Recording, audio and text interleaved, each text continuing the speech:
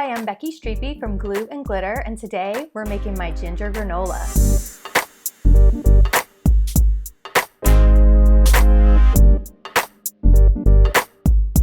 Y'all, this granola is so delicious. It's this perfect mix of sweet and slightly spicy and crunchy. It's got dried apricots in it and just a touch of coconut, and it is super easy to make. If you've never made your own granola before, this is a perfect place to start, and I'll talk you through some substitutions so that you can use what you have or make this allergy friendly. This recipe starts with a ginger maple mixture that's super simple to make. Start with 2 tablespoons of oil.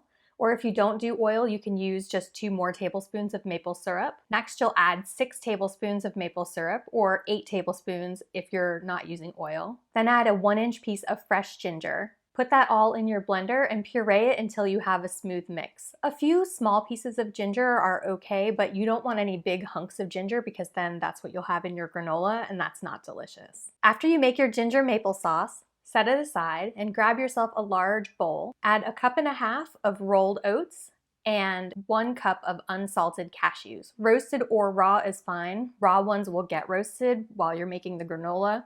Roasted ones, they're not going to burn because of the temperature that we're cooking at. Now let's talk a little bit about those oats and cashews.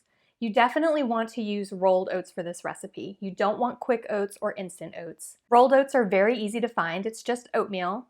You'll know you have rolled oats because either it will say rolled oats right on the package, or if you look at the cooking time, rolled oats take 5 minutes to cook on the stovetop. Now when it comes to the cashews, I know that some people either don't like cashews or can't have them because of food allergies, and don't worry, I love a cashew, as you probably have figured out by now, but that doesn't mean you have to use cashews. You could use any nuts or seeds you like in this recipe. Anything will work. Pumpkin seeds would be great, almonds would be great, walnuts would be great. Just choose your favorite, or even you can do a mix as long as you have 1 cup total. Now add the maple ginger sauce to your bowl and just use a big spoon to mix it all together. You want to get all the oats and nuts coated really well in the sauce because that's what's going to give it its nice ginger flavor. Transfer the mixture to a large baking sheet and use a spoon to spread it out. You want it spread out as thinly as you can because you want as much surface area as possible. Now stick the pan in the oven and bake it for 15 minutes, then pull the pan out and give it a stir. You're doing this stirring because you want to make sure that the oats and nuts get cooked evenly. It's also very important when you stir that you kind of make sure that you're scraping anything that's on the outside towards the middle of the pan, because the stuff that, if it stays on the outside like that, it's going to get burnt in the process of cooking, and you don't want that. So stick that back in the oven, and you're actually going to cook these for 60 to 90 minutes in 15-minute rounds, stirring in between. The reason for the variations in cooking times is because the humidity in your kitchen can vary, how fresh your oats are can vary, and even things like how thinly you spread out your oats when you're cooking them and when you're stirring them can make a difference. So you'll know that your oats are done cooking when it feels crispy when you're stirring. It's something that you'll know when you feel it. When you're stirring it at first, it's going to feel soft. It's going to feel like you're stirring kind of like a thick oatmeal. But when it's done cooking, it's going to feel like you're stirring cereal. And that's what granola is, right? So when it feels like cereal, that's when you're done cooking.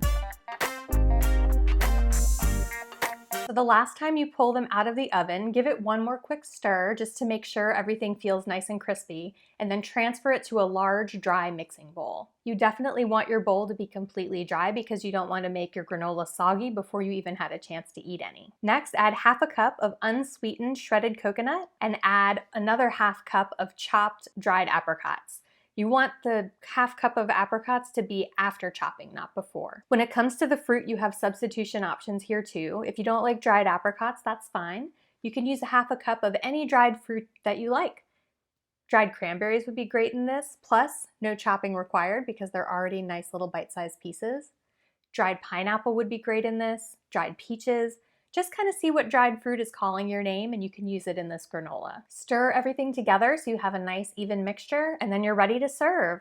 I like to eat this mixed with vegan yogurt, but it's also great with vegan milk on top, and it also makes a great snack. I hope that this video answered all of your questions about how to make this granola. If you have any questions about this recipe or making vegan granola in general that I didn't address in the video, feel free to drop them in the comments. I'm always happy to help.